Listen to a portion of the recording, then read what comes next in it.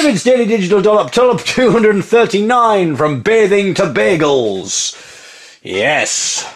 We cover all sorts of territory on the Dollop. Yesterday you joined me in the bath, today you join me in the kitchen. And I am putting on the oven, and I am about to oven cook some bagels. A couple of bagels. And I am going to have smoked salmon, cream cheese. I was thinking of having olives, but I'm not sure if that might be a bit salty with the smoked salmon. Tomato and some spring onion. Feel free to follow along as we go, if you have the right ingredients. And as I cook, I shall be talking about various things, as is the kind of norm now. That's what happens, isn't it, on the TV? People cook and they have a chat as they cook, and celebrities are interviewed while they're cooking. So that's what I'm doing right now, only I'm talking to myself.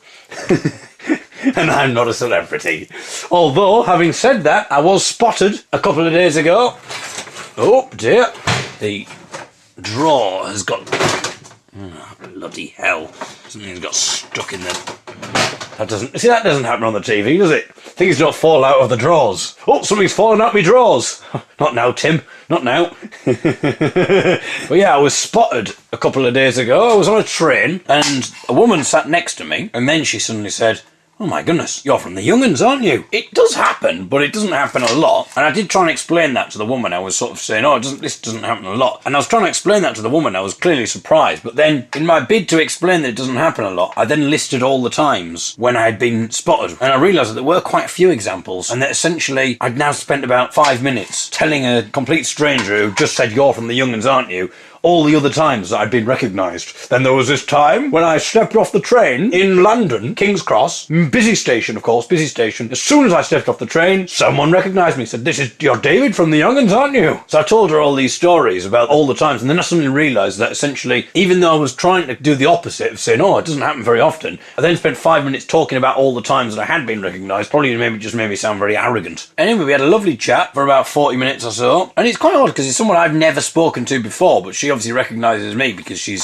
seen me perform. Unfortunately, she didn't say, "You're David from David's Daily Digital Dollop, aren't you?" which is what I'm waiting for. If you see me on a train, don't feel shy about coming to say hello.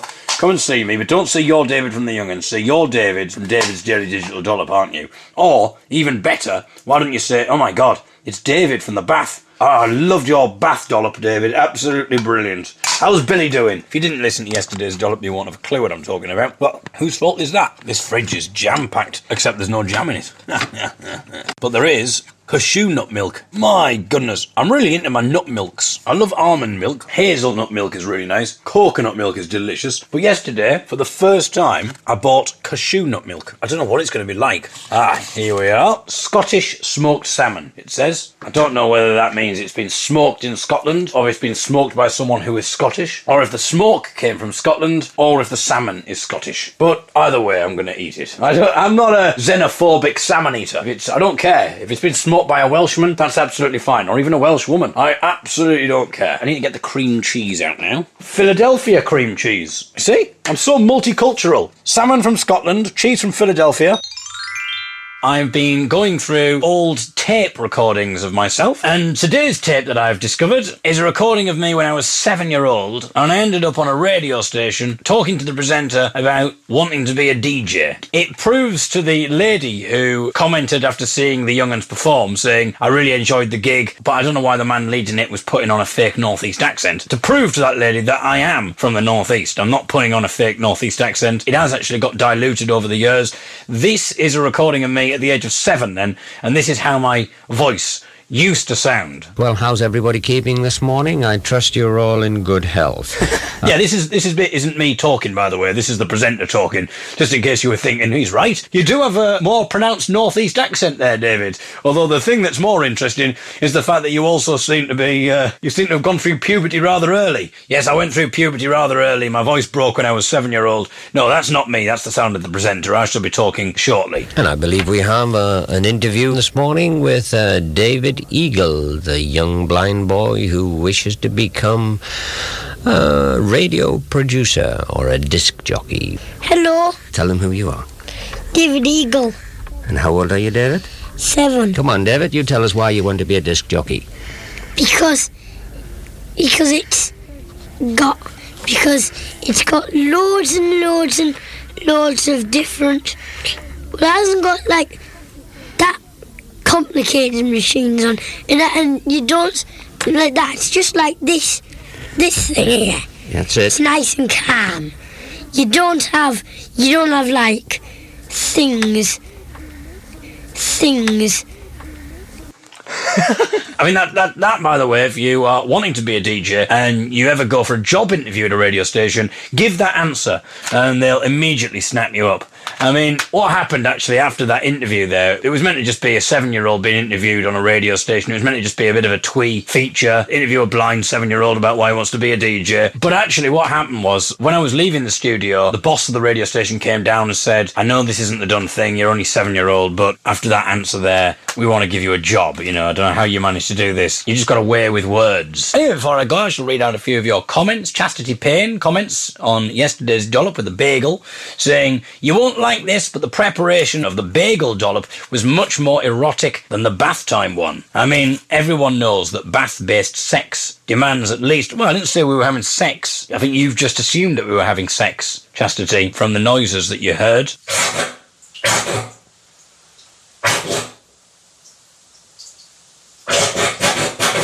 I'm not sure what kind of sex you thought we were having. I like the fact she says everyone knows. Everyone knows that bath-based sex demands at least a jacuzzi-sized vessel. Are you referring to the bath, or are you just referring to your genitals there, Chastity? And how do you know that Billy didn't have a jacuzzi-sized vessel? Everyone knows that bath-based sex demands at least a jacuzzi-sized vessel if it's to be enjoyable rather than painful. Unless you are capable of the kind of athletics that might win an Olympic synchronized swimming medal. Yeah, although I think, to be honest, you might be disqualified if you start doing that kind of thing in the synchronized swimming round. Please go back into the kitchen and I'll have a seeded bagel, please. I like the texture. I like the texture as well of a seeded bagel, Chastity, and it was a seeded bagel that I had. I replied to that comment and I didn't make any reference to the sex. This shows what kind of a life I lead. I have referred to the sex now in this reply, but when I originally replied to that comment, I forwent any mention of the sex and just went straight for, yes, bagels are most certainly seeded. Looking forward to cashew nut milk tomorrow. That's the kind of life that I lead. I'm 31-year-old. Someone has just gone on a big rant about having sex in the bath, and I've just focused on the bagel bit. And when I said the bagel bit, that's not a euphemism. I'm just focusing on your bagel bit right now. Open sesame. That doesn't really work particularly well as a joke, that. Open sesame, I'm referring to seeds, obviously. Let me plant my... Anyway, it's not. Jill responds, saying, I found cashew nut milk rather disappointing when I tried it. Don't get too excited at the prospect. It's great how one dollop can bring up so many topics. So we've got the topics of cashew nut milk, bagels, and having sex in the bath. Very multifaceted dollops, these, and a very multifaceted listenership that I have. Well, I'll tell you what I'm going to do. How's this for excitement, ladies and gentlemen? I'm going to go and try some cashew nut milk right now. Here we go. I'm going back to the kitchen as requested, Chastity. Okay, I'm opening the fridge and I am getting out cashew nut milk. Here we go.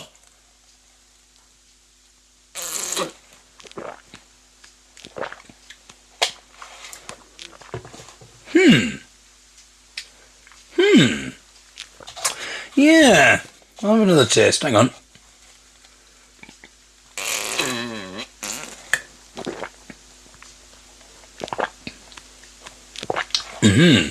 Apologies for the noise. Although you're probably enjoying that, Chastity. I feel like you've turned into Chloe. Or maybe we could hook you two up. Maybe that could be a special dollop prize for my two loyal listeners, Chastity Payne and Chloe. We'll get you a jacuzzi and let the magic happen. I think I'm going to have another taste of this cashew nut milk and then I'm going to give my considered opinion. But sorry for the slurping noise as it goes through the... It's just because I'm drinking it from the carton.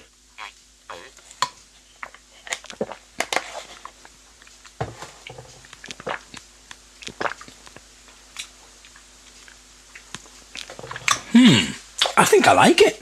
I think it's quite nice, actually. It's very nutty, but I like it. It's very nutty. It's quite rich. It's quite creamy. It's pretty... Oh, someone's on the phone. This is exciting. Who could it be? Hello? Hello. Okay, I'm back, only a couple of hours in the future. At this point in the recording of the Dollop, my friend rang me and we had a conversation. During the conversation, I got a text through from Ben, who I live with, who's currently on holiday in Mallorca, and for some reason, this text got a rather surprising response. This is what happened when I was on the phone to my friend and I began to read Ben's text message out. And with this, I shall say goodbye. Westwood. Ben Westwood, there are plums on top of the fridge and... The word plums is just great. There are plums on top of the fridge, and to help...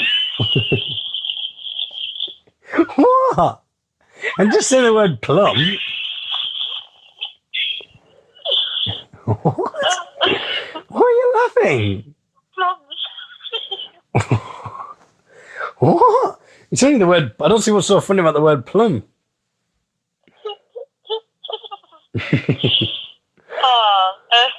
Right, okay, so... Yeah, so there are plums on top of the fridge. There are plums on top... What are you laughing at? I'm just saying plums. I don't know what's so funny about the word plum. Have you always found the word plum funny? I don't know. It sounds like it's funny. What? Plums on top of the fridge. Right. What are you doing? Right, so there are plums on top of the fridge.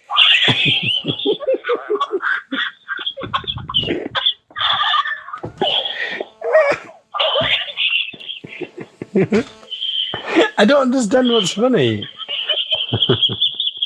Oh my god. She's crying with laughter. Okay. Right, So, there are plums on top of the fridge. Right? Every time you laugh, I'm going to start the sentence again by saying there are plums on top of the fridge until you don't laugh. So, I could just skip ahead, but I'm not going to. It's making me laugh more, Davey. Okay. There are plums on top of the fridge. Yeah, okay. What? What? I don't understand. He was just telling me that there are plums on top of the fridge. Feel free to help yourself, though leave some for us to make a plum pie.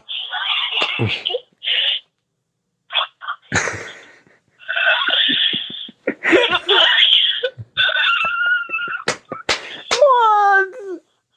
What?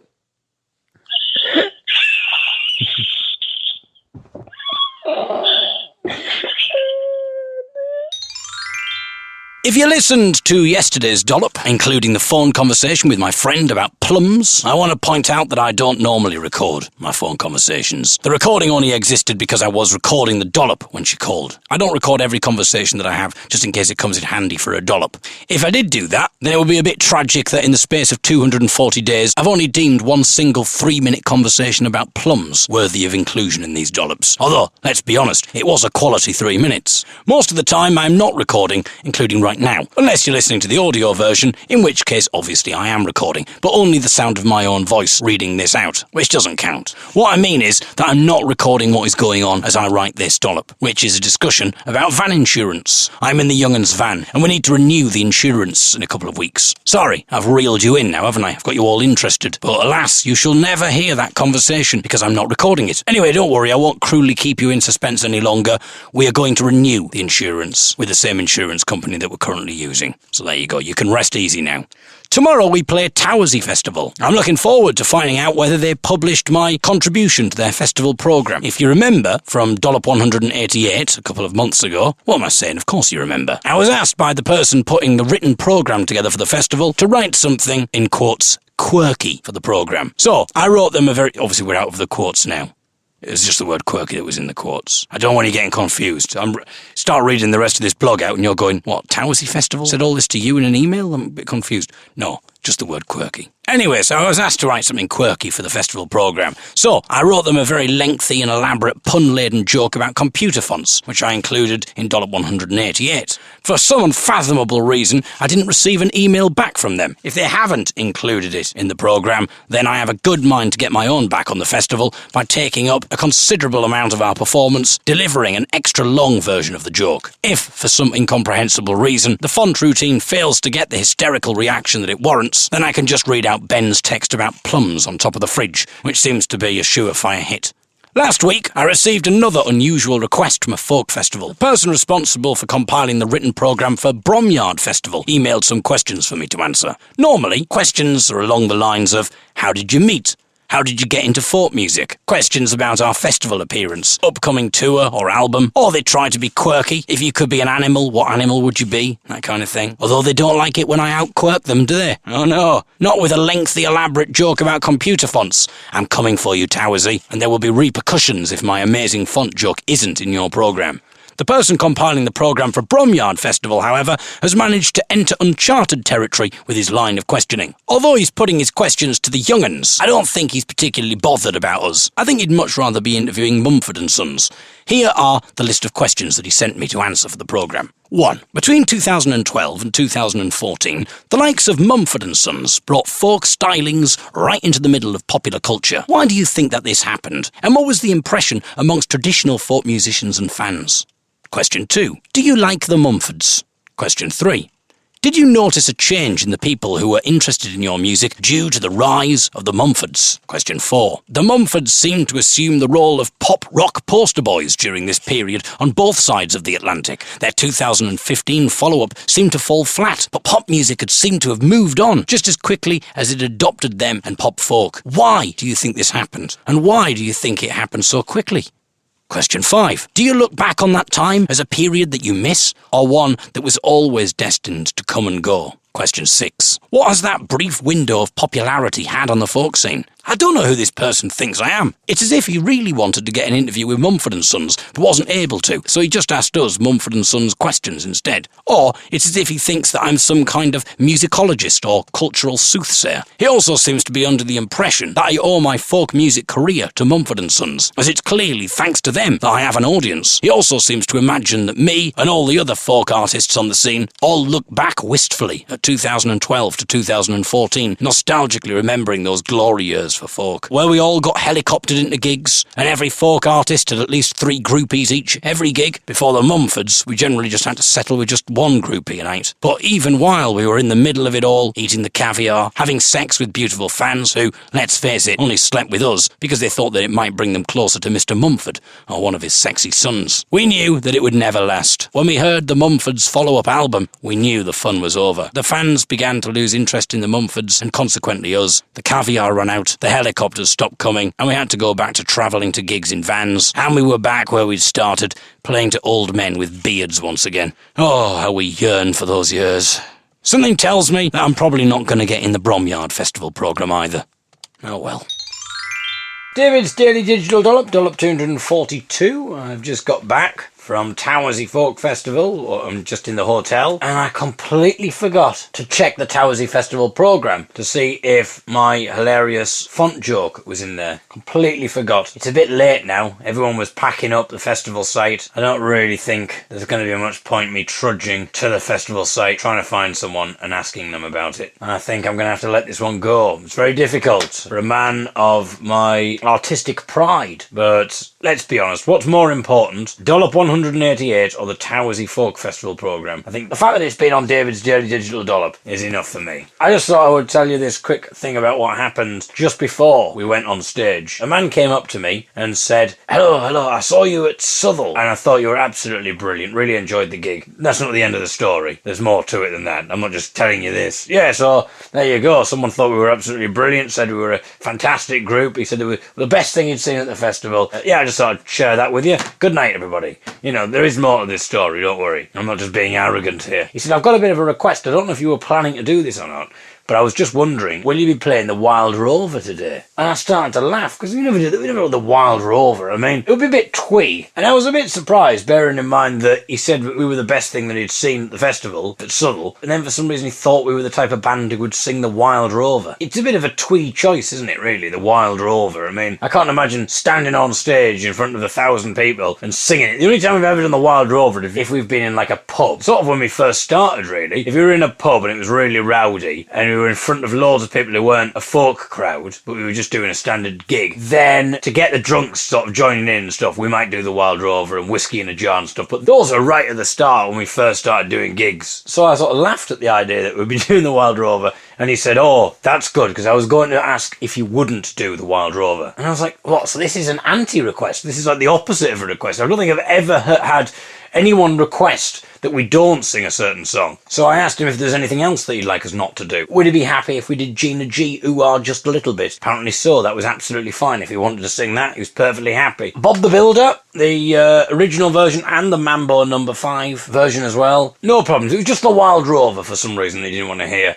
I thought, this man's quite odd, and I thought we can have some fun with this on stage. My brain started racing through ideas. I was thinking what I could do is he could say, so he asked me not to play the Wild Rover tonight. So fear not, my friend, I promise that I will not play the Wild Rover. Oh no! Nay, never. No, nay, never, no more will I play the Wild Rover, etc., etc. And how the audience would laugh, my friends. Just like you are now, I'm sure. So I thought, oh, brilliant, he's giving me something to talk about on stage. That would be quite funny. But then he said, yeah, because the reason is, my wife's granddad died a couple of weeks ago, and the funeral was just last week. And the song that they played at his funeral was the Wild Rover. And he was worried about the reaction that she would have if she heard the Wild Rover again. And he wanted to avoid that, and so that's why he was asking. And then I thought, well, I can't really talk about it on stage now, can I? I mean, I'm so glad he added that at the end, because if he hadn't added the fact about the funeral thing, then I would have just thought it was an odd story. I'd have just gone, hey, there's some weird bloke who came up to me, and I'd tell the whole story about him asking me whether I was playing the Wild Rover, and then the fact that I said I wasn't, and he's gone, oh, that's good, because I was asking you not to play the Wild Rover, and I'd talk about that. Then I'd make the little joke about, no, my friend, I won't be playing the Wild Rover. No, nay, never. No, nay, never, no more will I play it, and sing the Wild Rover. And then maybe right at the end of the set, as an encore, we'd ironically sing a chorus of the Wild Rover or something. Who knows what might have happened? And that would have been terrible. The poor man's wife would have been in the audience. She'd have been blubbing away there. And I'd be like buoyantly singing the Wild Rover. Ironically, the audience would be laughing. So I'm so glad that you mentioned that last bit. But I was thinking that's a really sweet thing for a husband to do. You know, he obviously wanted to take his wife to a folk festival to forget the horrible couple of weeks that she's just had. And she's still obviously a bit cut up about her granddad dying. So he wanted to bring her to a folk festival to forget everything. And then he suddenly thought, oh my God, folk music. What's one of the most popular songs in folk music? The Wild Rover. Oh no. So I can imagine him before every gig going to see the artists and asking them not to play the Wild Rover. So, you know, which is quite a big ask really, and I think a very devoted husband there, so that was very sweet. And thank God that he mentioned that thing at the end so we didn't play the Wild Rover and set her off, because that would have been, I'd have felt really guilty about that. So true to our word, we didn't sing the Wild Rover, and we didn't make any jokes about it as well, because that's the kind of sensitive band that we are. So we got on stage anyway, and we didn't sing the Wild Rover. We just did our usual set of our 3-part harmony version of the Death March that we usually do. We did Queen, another one, Bites the Dust, 3-part harmony version of that we often do. If you've been to our gigs before, you'll know we do these. My Grandfather's Clock. That went down very well with the audience. David Bowie, Ashes to Ashes, did that one. We did the theme tune to One Foot in the Grave, but we didn't do the Wild Rover, because that's the kind of sensitive band that we are. So I hope the husband appreciates that, and thank God that he came up and talked to us, otherwise there might have been a bit of a disaster there, mightn't there?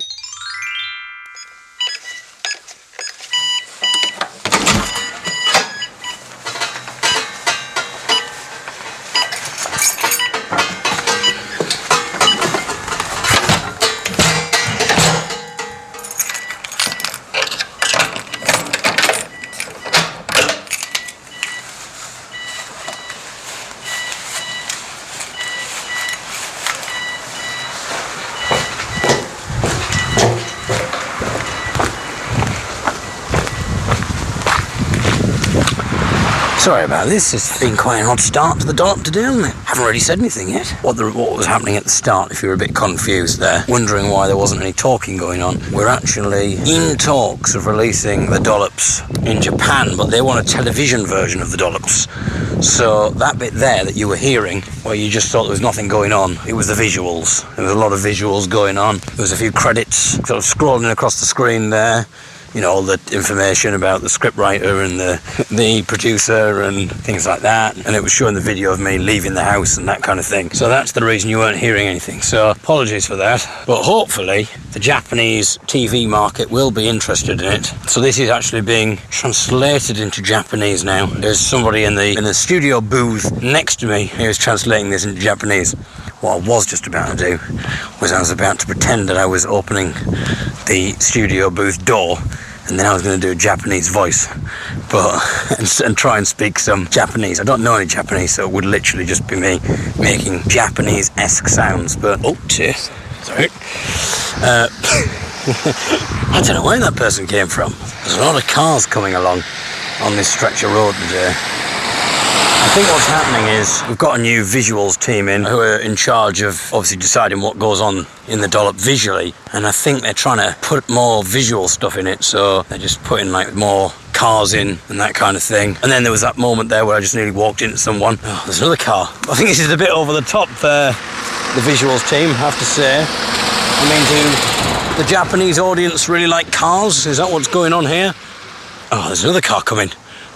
This is just getting ridiculous. This never happens on this route. I think there's another one. There's another one.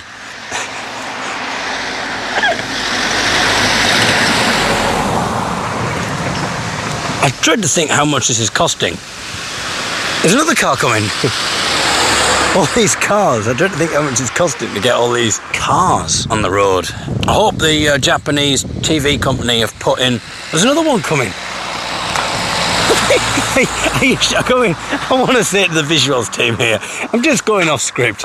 I just want to say, do you really think this is necessary? I mean, the Japanese audience, I thought the idea was, you said when we first had the meeting, is essentially the Japanese TV company had just said that they wanted us to just do what we normally do. They don't want to change the formula because the formula clearly works, and they just want it translated into Japanese. And for some strange reason, and we've got this, look, there's another car coming.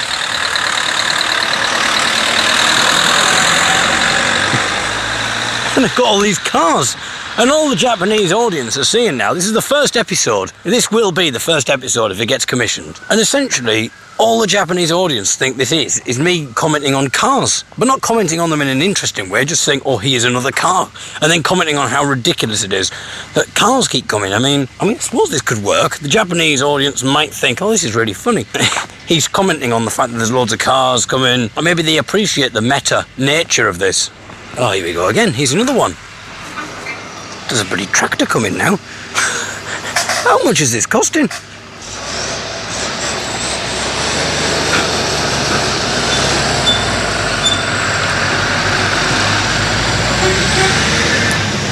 They've not really created much in the way of drama, the visual team. So we're just having loads of cars and tractors passing. I mean, I wouldn't really say it's heightening the narrative. And if anything, it's informing the narrative.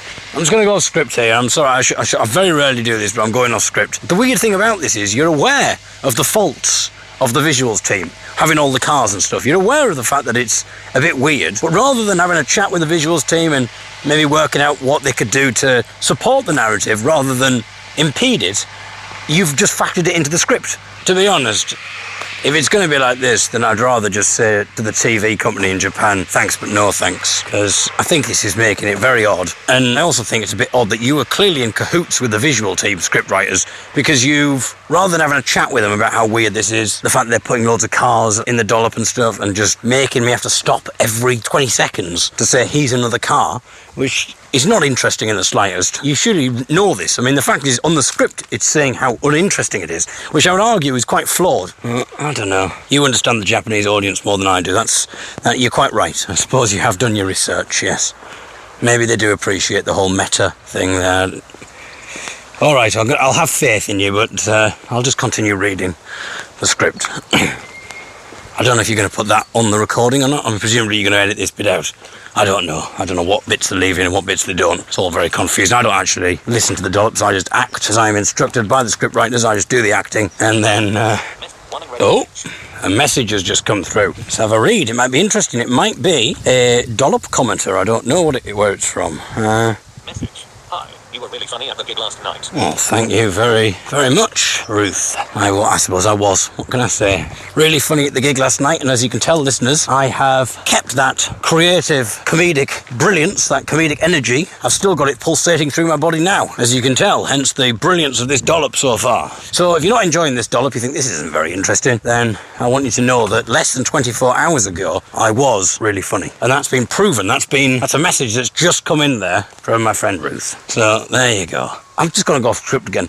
I don't like this bit here, because this makes me sound really arrogant now. Playing a message of someone saying that I was really funny, and then me commenting on the fact. I mean, I know, no, you are right, you have researched the Japanese market more than... Oh, there's another car coming. Bloody hell.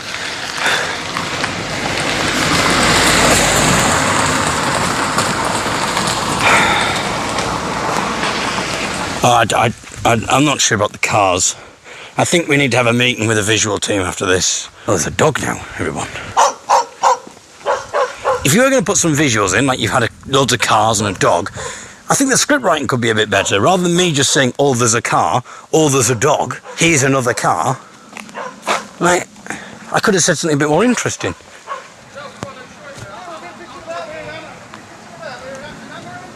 I think there's a bit of an argument going on over here. We can't use the generator. Turn the generator off. Don't use it. On, off, won't get this, won't do this, won't do that. 2 hours in the scrapyard. Now this is a good bit. Right, Benny Hill. Now that was a good bit. I'm not sure if the Japanese audience would have understood that. I'm not sure if they know who Benny Hill is in Japan.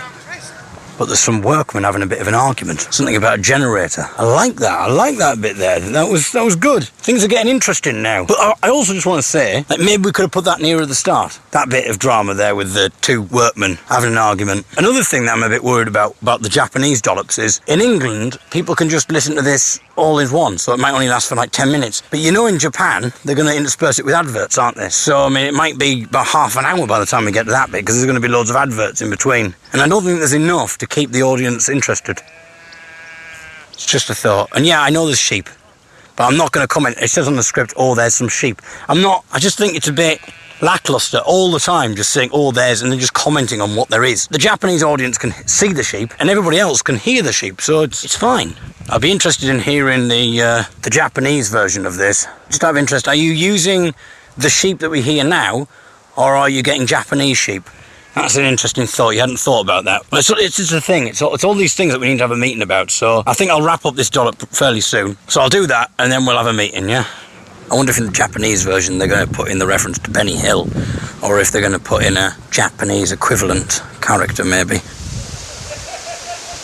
That was the Japanese actor there in the other studio, reading one of the lines of the script out, and then he just started laughing. Maybe it was the line about Benny Hill. So it clearly does work for a Japanese audience. Oh, I'm being approached by a horse. It's on the other side of a fence. It's very close to me, on the other side of this fence here.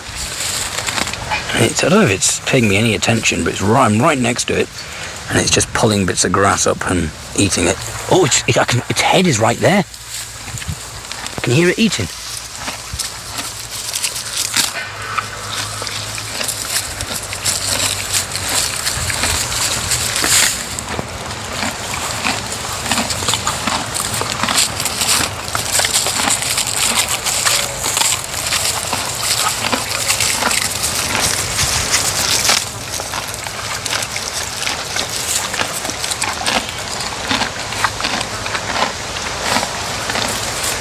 My head is right next to its head. I mean, it probably could lean over and headbutt me if it wanted to. And it's too busy eating grass.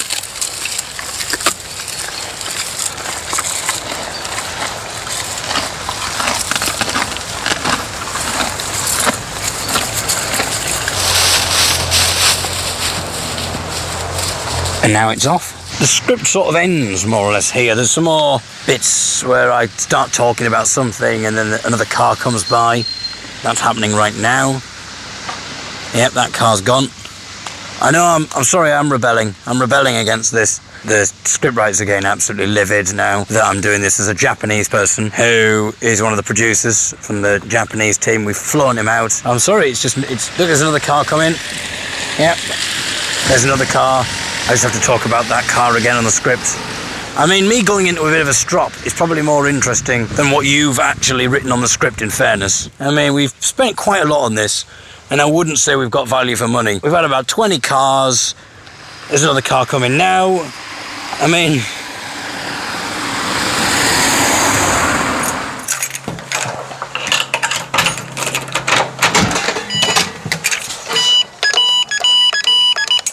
I should be seeing something now, but all this is visual. All this is visual. Yeah, I'm not sure about this at all.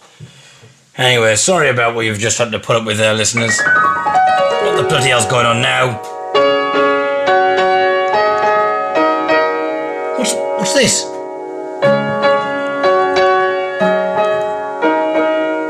What? The theme tune? Theme music?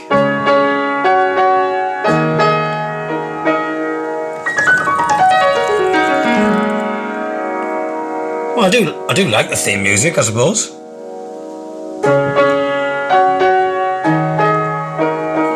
Well, maybe we could give it another try.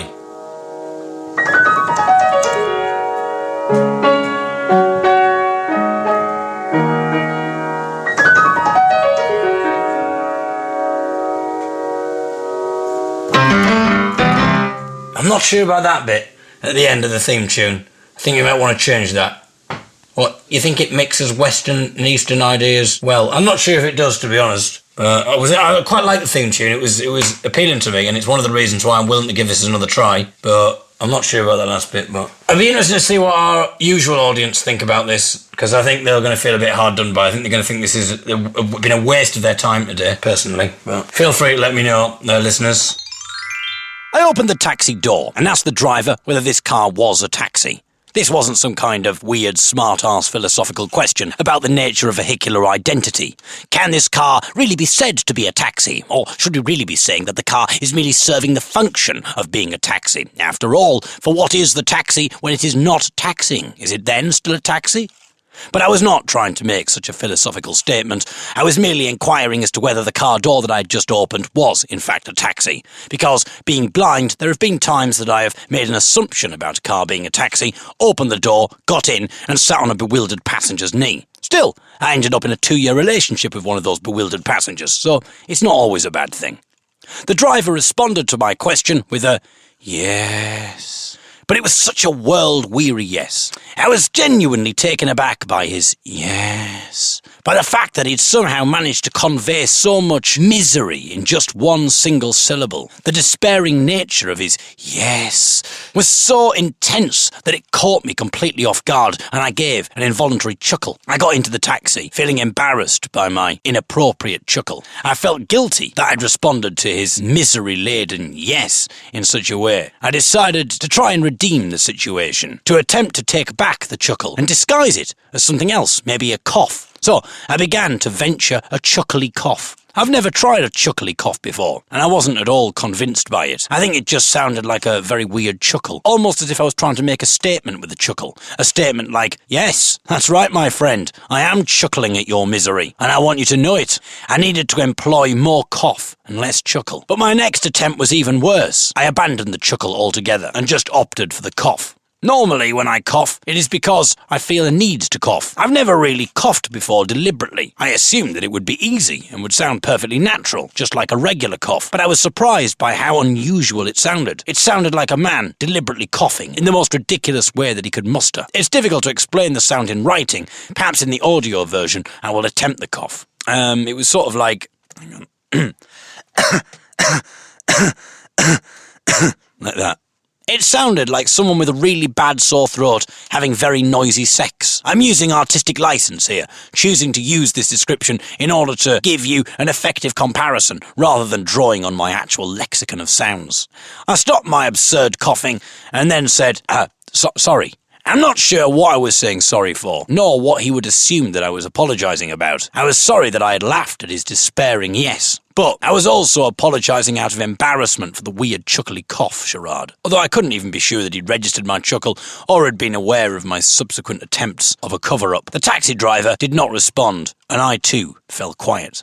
As the journey went on, the only sound he made was very heavy sighing. I didn't know whether his sighs were a sort of cry for help, as if he was begging me to ask if he was okay, so that he could unburden himself to someone. But not being able to see his facial expressions, I wasn't able to get any clues about what he might be thinking. Plus, after my odd behaviour earlier, I didn't really trust myself to speak, as I'd probably say something embarrassing that would make the situation worse. I'd probably say something like, "What's wrong with you?" intending it to come across as caring and friendly, but it would probably end up sounding like an accusation, as if I was telling him to shut up with his bloody heavy sighing. So I continued to keep quiet. But then I became aware of my breathing, and I started to worry that I might be breathing a bit too deeply, and that it might sound as if I am imitating his sigh. Normally, I wouldn't be so self-conscious. Well, okay, I do tend to overthink a lot. But because of my chuckle earlier, I was concerned that he might be thinking that I'm taking the piss out of him, chuckling at his misery, and then mimicking his sighing. "Sorry," I said again. Why the bloody hell had I just apologised again? I'd overthought my breathing so much that I'd convinced myself that he thought I was taking the piss out of him. So I apologised. It was an involuntary apology. I began to feel even more self-conscious. I sighed in exasperation at my stupid self-conscious behaviour. Oh, for goodness sake, I'd just sighed. I resisted the urge to apologise. Eventually the journey ended. The driver muttered the price, sounding utterly depressed, and I handed over the money, tipping him heavily out of guilt. It may be the case that all of this was in my imagination. It is unlikely that he thought that I was taking the piss out of him. He was probably too caught up in his own doom-ridden world to be aware or care about what I was doing, but my brain had gone into a weird self-conscious fluster. I shouldn't be admitting my stupid weirdness in these blogs so readily, but I need to publish today's blog in the next hour, and this is the first subject that's sprung to mind. This is the problem of doing a daily blog. I end up revealing a lot of stuff. If I'm not careful, I'm going to have psychology students basing their PhDs on these blogs. Or maybe I'm just being a bit too self-conscious. Again.